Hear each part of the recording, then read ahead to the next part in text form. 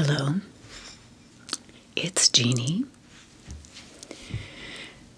Welcome to my channel. If you have been with me for a while, I think I've had this channel for 2.5 years, a little more. You know what it is I do. For those who are new, many of you may have found me from my video about England.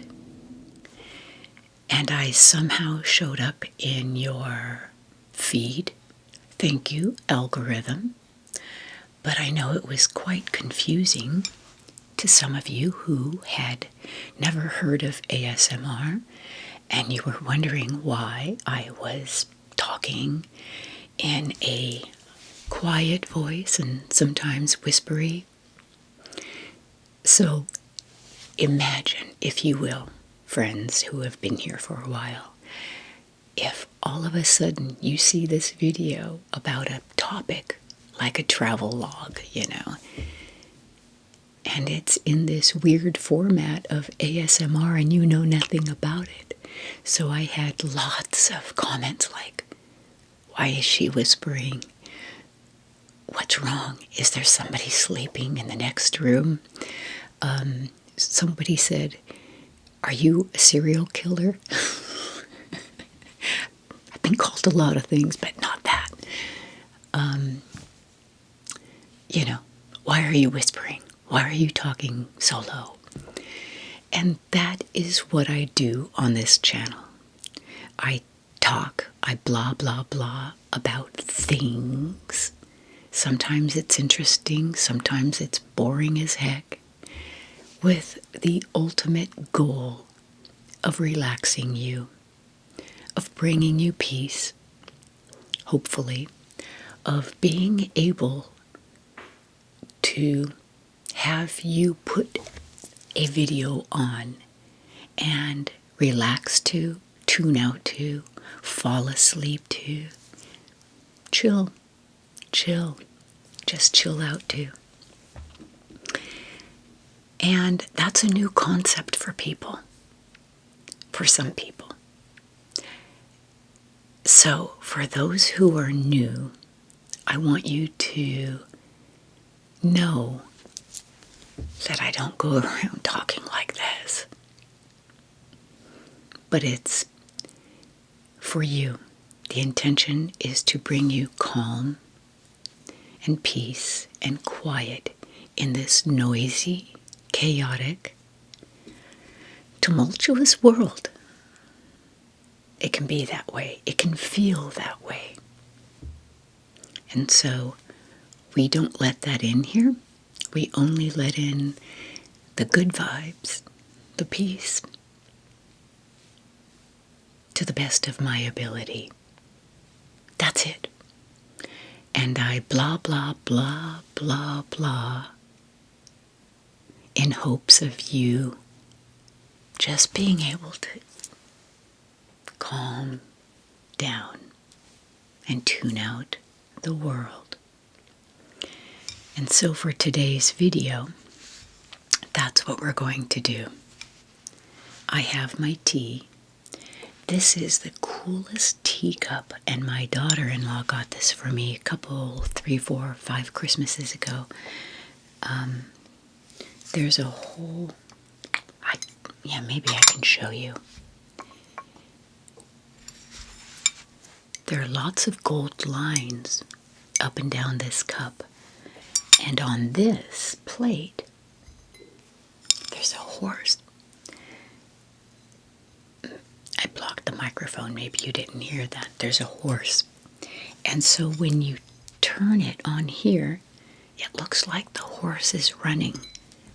It's really cool. So, anyway.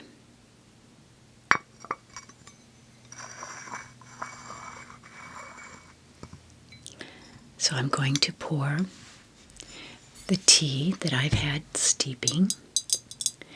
This is Betty's tea house in York, the Earl Grey.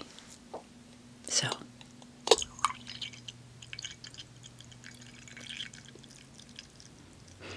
oh, it smells so good.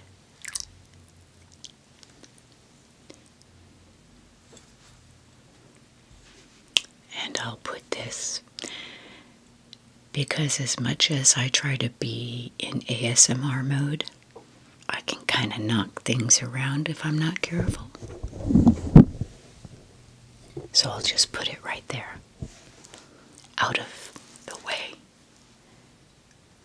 And I'll try not to slurp, because I don't like mouth sounds, and a lot of people don't. Some people do. I don't.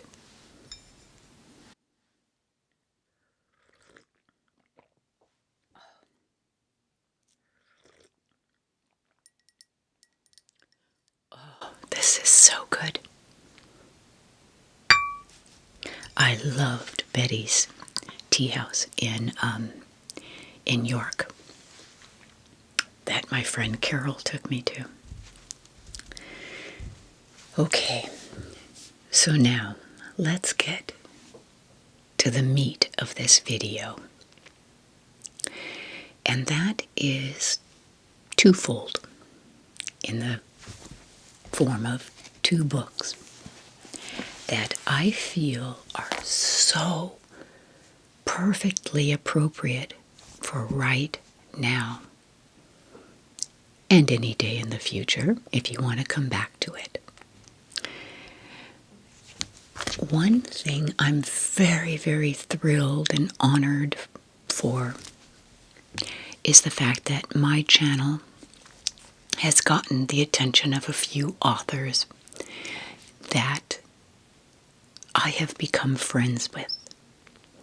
And I love authors. Just they're very, it takes a lot. They're artists. And it takes a lot to take this thought and this idea, these dreams, these things, and express them to all of us and put it out there for judgment and review and,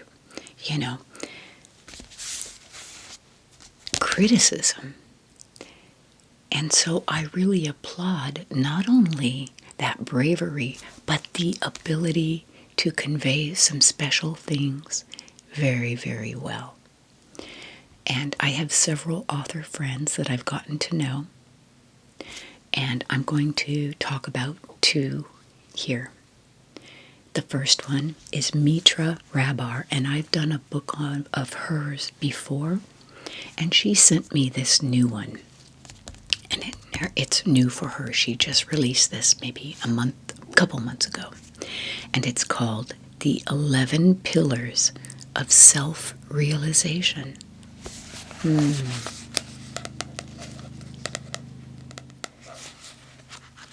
I took this to England with me, but unfortunately didn't get to completely read it all. But I've been going through it since I've been home, and it has been so appropriate for where we are today and will be tomorrow and forever. Because the 11 pillars of self-realization don't just disappear in terms of needing them. I will be a better person for having read this. That I can promise you. And I have a couple of things in here that I'm going to read from. I can't read you the whole book. But there are a couple things that I want to, that jumped out to me. And so I'm going to read these things to you. I adore Mitra and her writing. I follow her on Facebook and Instagram, I think. But she's just brilliant and amazing. And let me read to you from the back of her book.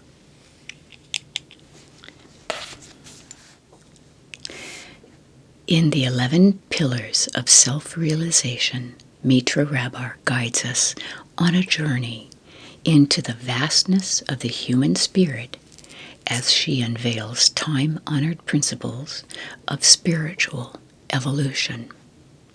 With her lyrical style and Eastern references, the author draws from 40 years of study, practice, and teaching, melding together practical wisdom from ancient and modern spiritual philosophies. She blends everything so well. She's brilliant.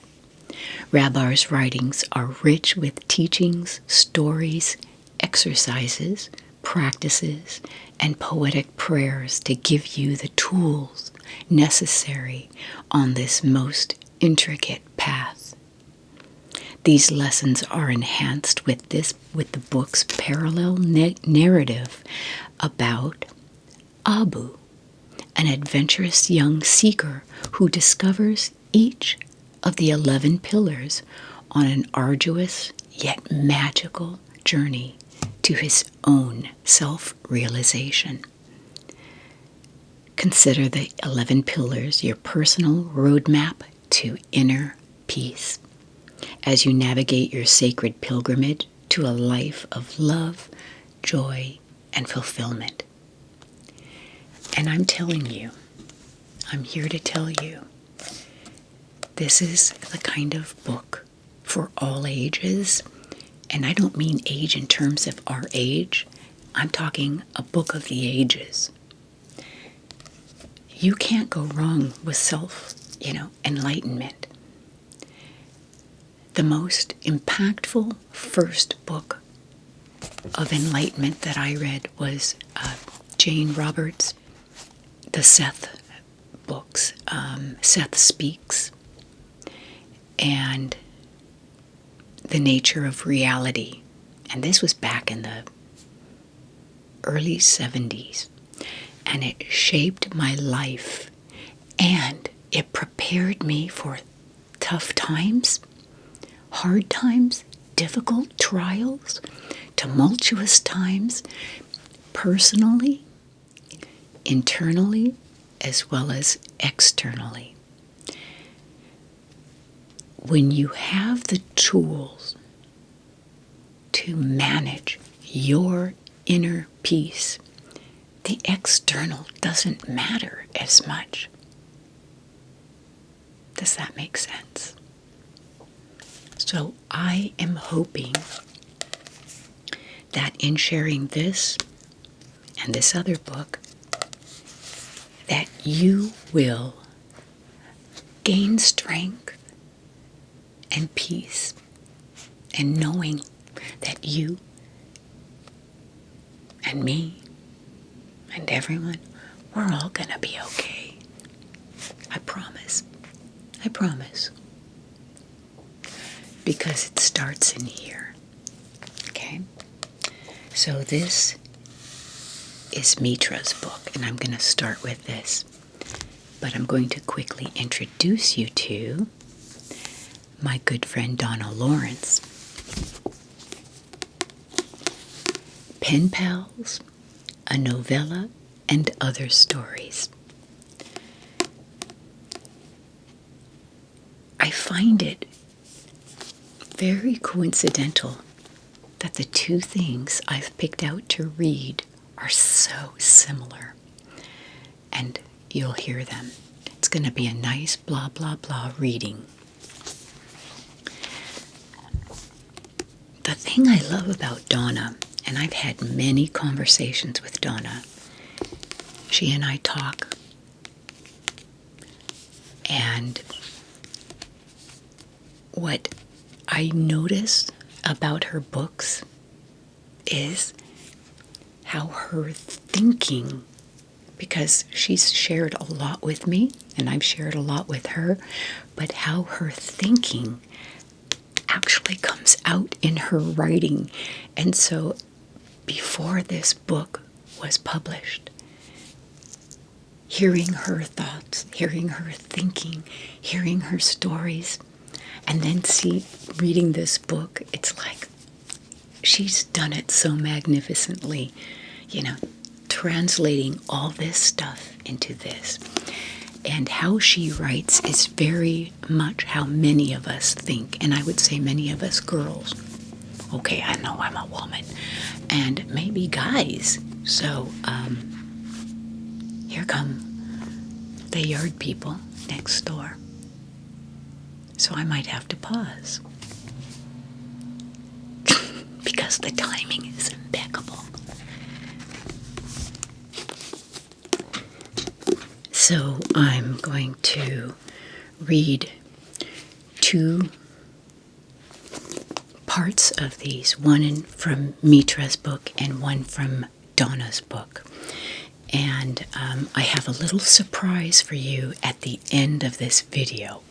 I'm giving you some warning to stay tuned through to the end, okay?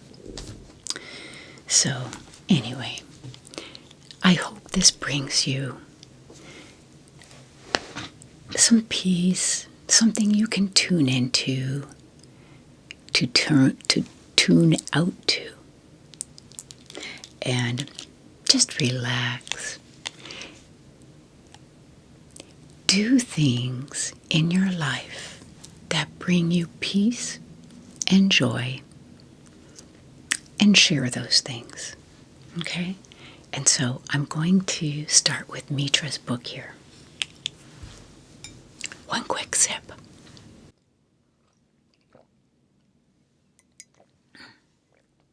So good, so good. Okay. Now remember, this book is this lad's journey through life, Abu. And there are actually a couple things. I got this all dog-eared, and I just love this book. So let me start with,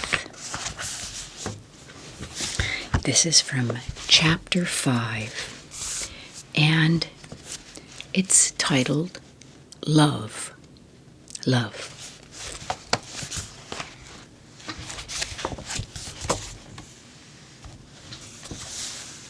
Abu spent weeks near the water. He had lost all sense of time and was basking in the teachings. This allowed his soul to sit in this sacred reverence. At times he felt challenged. He was not sure if he could understand everything, yet patience now came with less of a struggle, as he so yearned for the deeper connections. He knew this would take time. He was vulnerable still.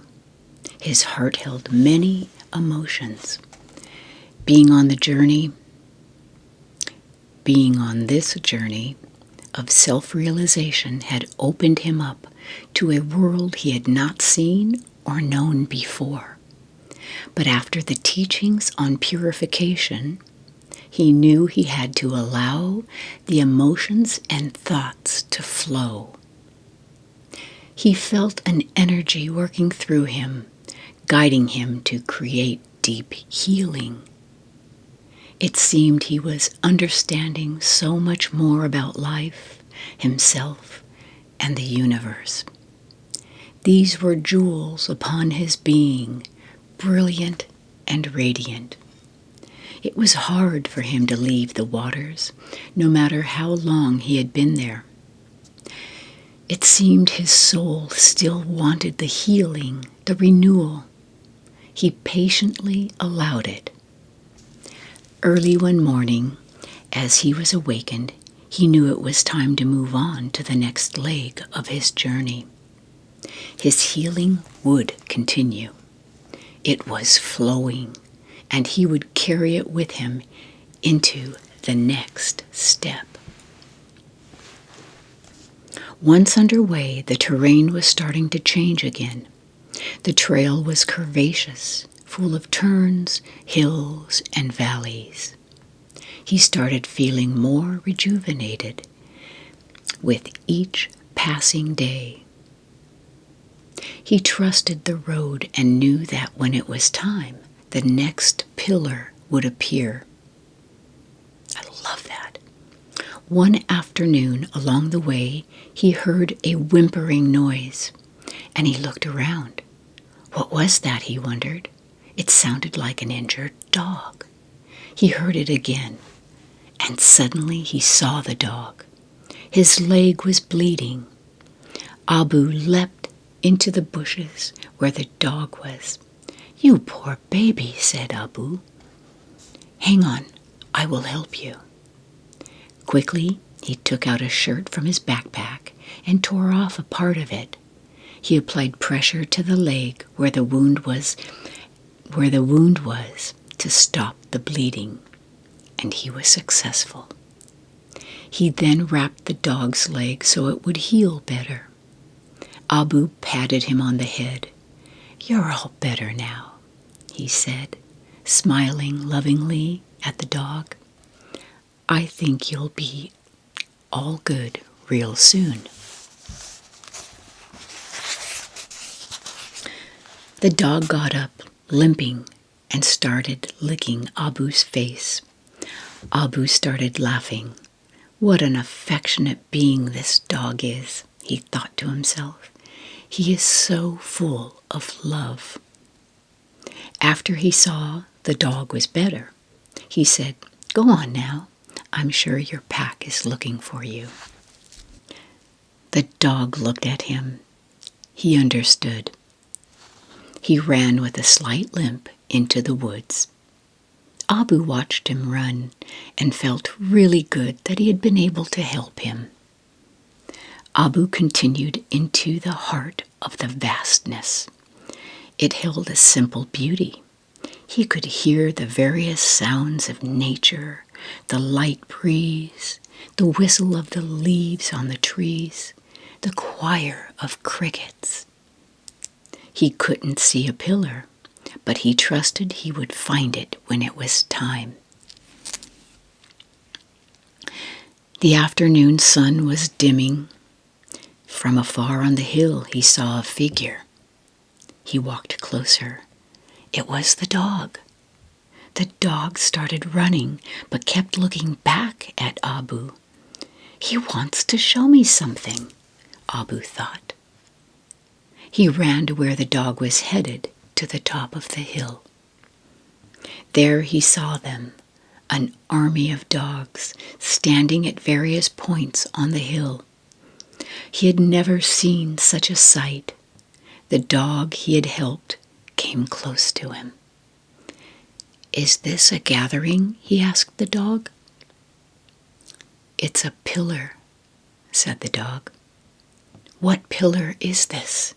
asked Abu, not having a clue. "This is the pillar of love," said the dog, wagging his tail with excitement. "Oh my gosh, how could I have missed this? Of course, love." Abu stood there as tears came to his eyes. This one, he knew, was at the heart of it all.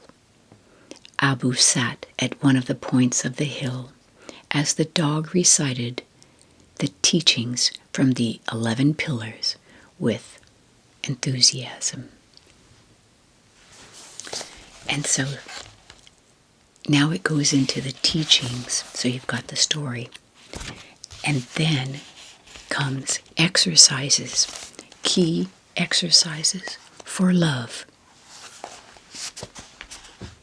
Walk each day and see the people and nature that is around you. See each being as magical, as part of you, not separate from you. When you interact with others, see them as children of God, as your kin. Each day as you awaken, tell yourself that you will live in a state of kindness and understanding, no matter what the day brings forth. Give of yourself, give of your time and material wealth to others. Do this graciously, without pause, and see the joy in it. To exercise forgiveness, start by forgiving something that may have happened to you. Or you are upset about. Each day repeat, I forgive. To become whole, I forgive. And bless it away to the winds. Do this each day until you feel free of it. Write down what you feel responsible or accountable for. See it and recognize it. See the insight and wisdom gained. Then, no longer hold on to it. Repeat each day, I have learned the lesson and I will allow forgiveness in letting it go. Recognize those each day who you see are struggling. Listen to their stories, and after, ask yourself, is there anything you could do for them? If you cannot, then just bless them with your love and pure intention. Do not hold on to their struggle, but let it help you further open the windows to your heart and deeper human understanding. Take part in a charity or cause. See how it fills up your heart with a deeper resonance of compassion. Open yourself by visualizing your heart center expanding into a beautiful golden light. Breathe into it and exhale it to all around you. It is in love that we see the best of each other, the essence of our being and our connectivity to each other and the universe. Love is the portal to a life that will be full of the richest of life experiences, leaving only footsteps of kindness, compassion, and forgiveness in the sands. I love the way this book is formatted. Story, exercise, teaching.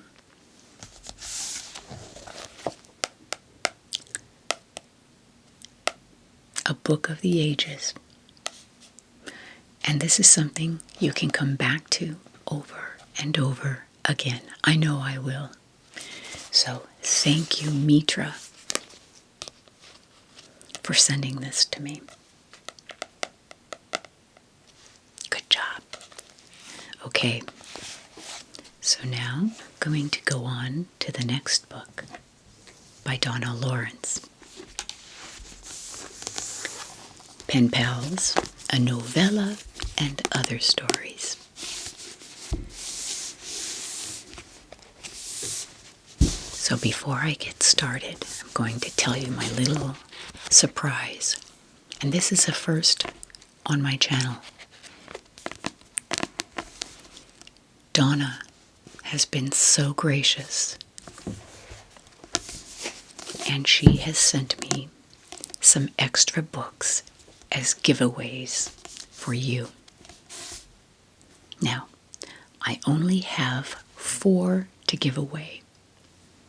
Okay? And so what I'm going to do to set this up is, if you want to be in the drawing to get one of these 4 books from my dear friend Donna, who is just brilliant and wonderful,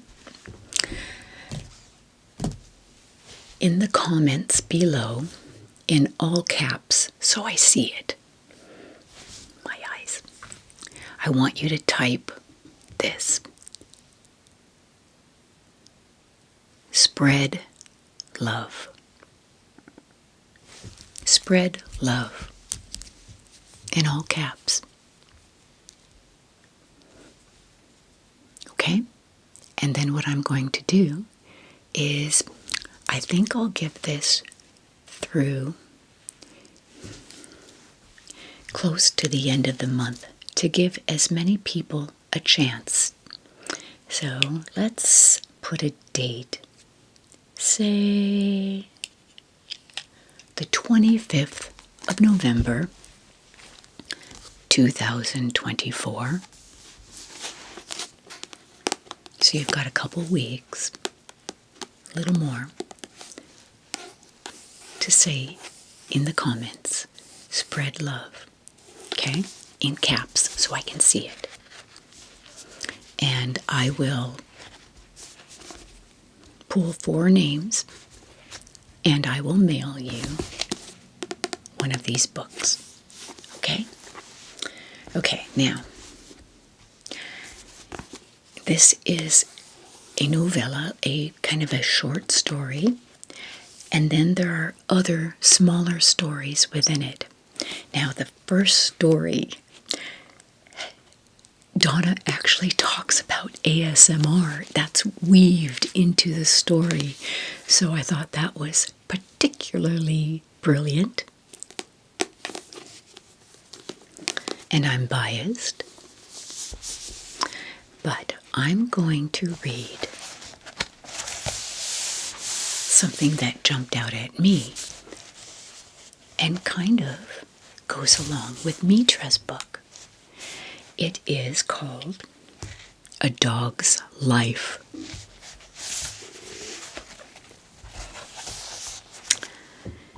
There isn't much for me to do except wait for her to come home. After my morning walk and treats, I don't see her again until she returns. She leaves every morning, and I can't wait to see her face again. During the day, I sleep mostly, and each time I wake, I hope she's there. But she isn't. I can tell precisely when she'll come back by the light outside, the smell in the air, and the amount of sleep I've had. This is when I sit at the big glass and wait until I see her in the rolling box. There she is. Oh boy, oh boy, oh boy. Yes, yes, yes. Please come see me. Please, please, please. I've managed to hold it all day, but I'm so excited. I really must pee now. Please hurry, hurry, hurry. I don't want to wet the floor. Here she is. Now she's making those happy sounds with her voice, and I can't help but lean my head into her hand when she bends down to scratch behind my ears and give me smooches. Can we go outside now? Please, please, please. Yes, she says something. I don't know what she's saying, but I think her words mean to wait while she clips the long strap to my collar. I don't know why she makes these sounds, but I understand the tone. I lick her face in gratitude and joy because I know we are about to go for a walk whenever she does this. Outside, I squat in my marked space to pee and feel relief. Then I sniff and smell around. Oh joy, oh joy, oh joy. The smell is my mark. Good. I move on. Uh-oh, this isn't mine. I'll have to re-wet the spot to claim it again. Now that's done, off we go for a good long walk. I hope. She's my tall one, and I like walking next to her. We pass other tall ones like her. She greets them by stretching her mouth and showing her teeth. She makes a funny sound to them. This tells me all is well. She waits while I take my time to explore. I see other doggies, and we greet each other in the usual way, nose to butt. Smells are important. Some are better than most. The light has faded from the sky, and I see a strange white object in the gloom. It is large, and it scares me. It might be something that will hurt me, and I whimper. I hide behind her legs. But she doesn't understand. She tugs the long strap at my neck as if to tell me it's all right. But I can't move. I look at the object, sticking my head forward for a better look without moving. Because I'm small, she picks me up. As I quiver in her arms, she takes me closer to the huge solid object on the ground and touches it just like she does when she moves her hand over my head and neck and back. She takes me closer to inspect it for myself. Her soothing tone further tells me it's nothing to fear. I lean in to sniff and smell only dirt and wet moss. It doesn't smell like other dogs at all, so I relax. I lick her face in gratitude and bark at it, but not too loudly. I feel safe and can't wait to explore more. Sometimes we go to places in her rolling box. When I stare hard at the glass inside the rolling box, it rolls down for me. Neat trick. My big eyes squint against the wind with the long fur on my ears and my short, stubby nose. I put my face through the opening of the rolling box. I lick the wind blowing in my face. Nose cold and wet. I can't do this if it blows too hard, so my tongue hangs out. Other times, like now, we go for walks just to be out. I don't know why she likes to do this, but I'm glad she takes me along. I love it. Walking in the daytime, I can see other doggies with their tall ones chasing things. I often see a tall one throw a round, twirly thing in the air. Their doggies chase it. But when they wave their arms in the air as if they threw the twirly thing but didn't, their doggies run to retrieve nothing at all. I don't understand why they do this, but the doggies don't seem to mind. They just like being outside with their tall ones, like me. I don't care for that kind of play. I like to lay my front paws down in front of another doggie, and before I know it, we're off chasing each other. Sometimes my tall one will play this game with me. I like to hear the squealy noises she makes as we run around together. It makes me happy when I catch her or she catches me.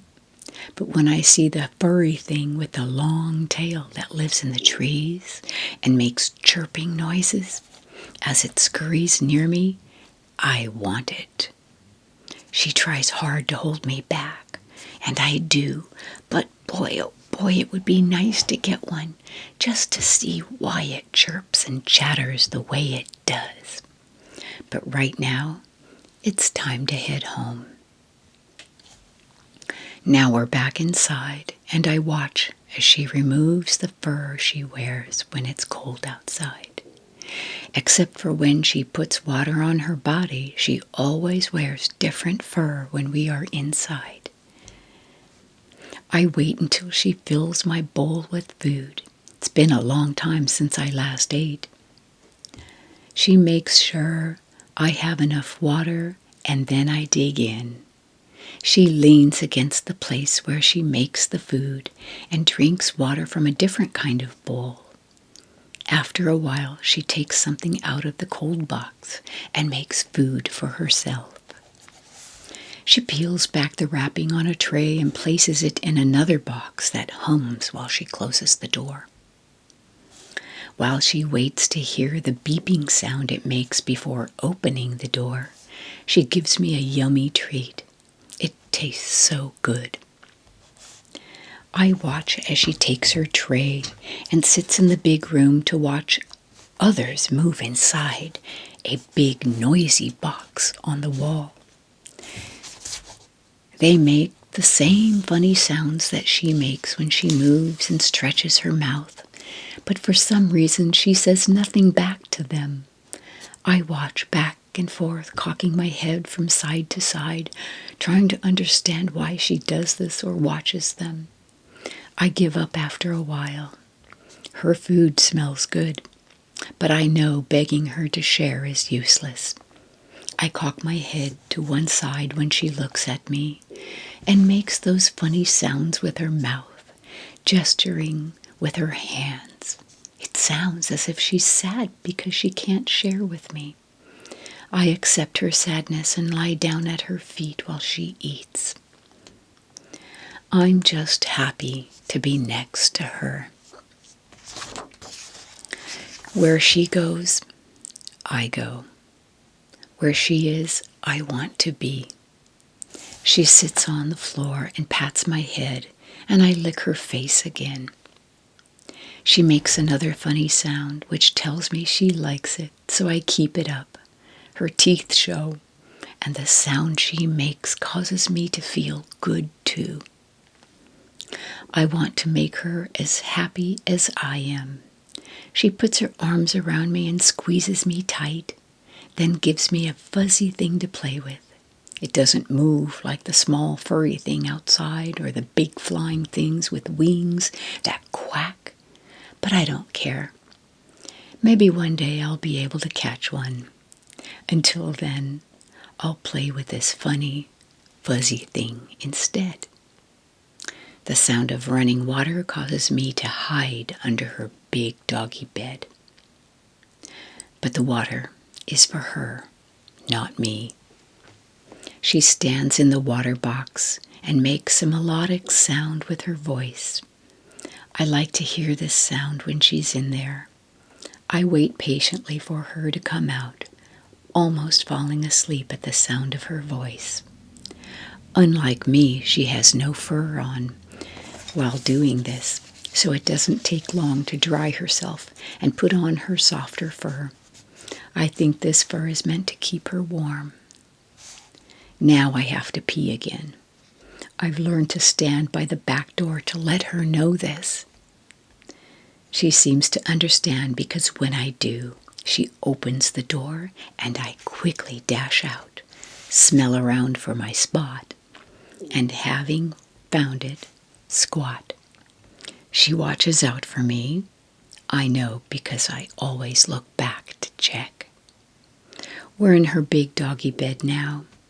I'm glad she allows me to lie next to her. I look down at my doggy bed in the cold, dark corner. I don't like it down there. She watches a smaller noise box on the wall in front of her big doggy bed. The light from this box is the only one shining in the whole place. I snuggle under her arm, resting my head on her soft, warm belly. She strokes my head and slides her hand down the fur on my back. She makes soothing noises that tell me how much she loves me. I love her too. As she drifts off to sleep, I close my eyes to join her in dreams, only to wake to another day, waiting for her to come home. I wonder if she knows that I live just for her. It's a dog's life, and I wouldn't have it any other way.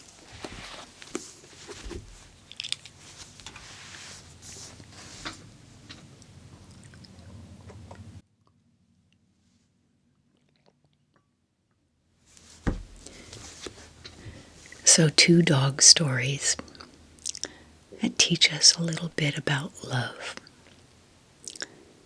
You know, dogs have such unconditional love.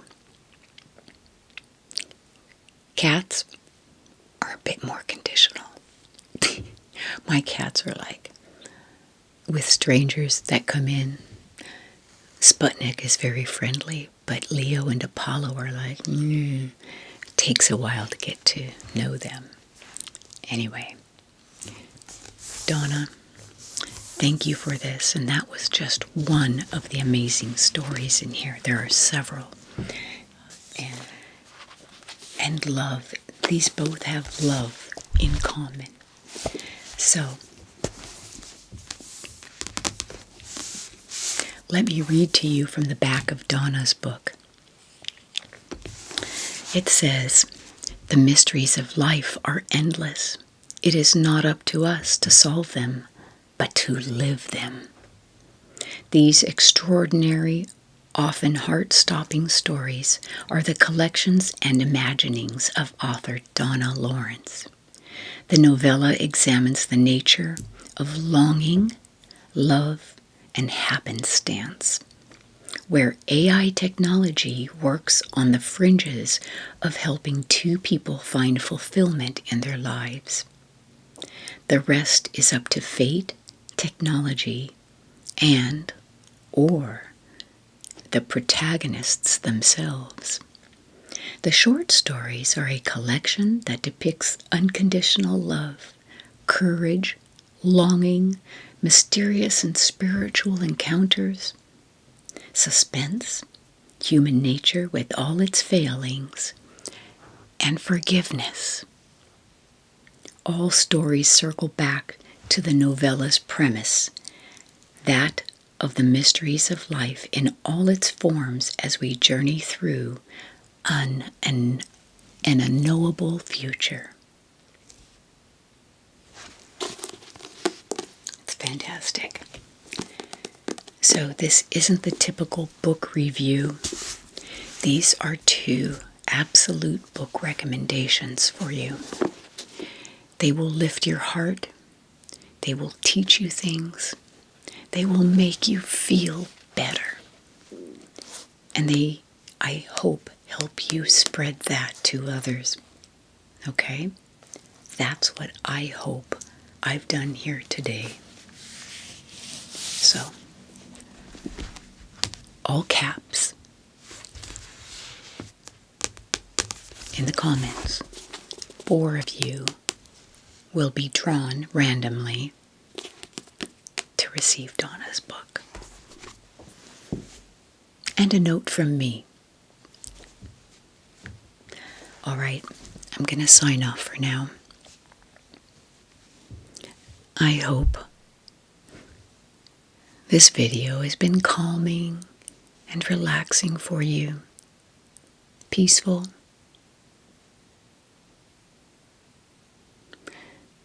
And I've said this before in many of my videos. Be careful of what you allow in. Be careful of what you're exposing yourself to. Okay? Take care of you. Take care of what you allow in. Stay centered in peace and love and good things, no matter where you are on the planet.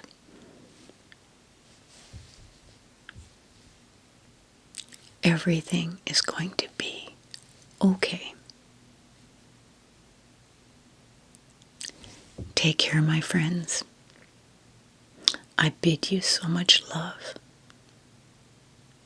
I'll see you very soon in the next video. Goodbye for now.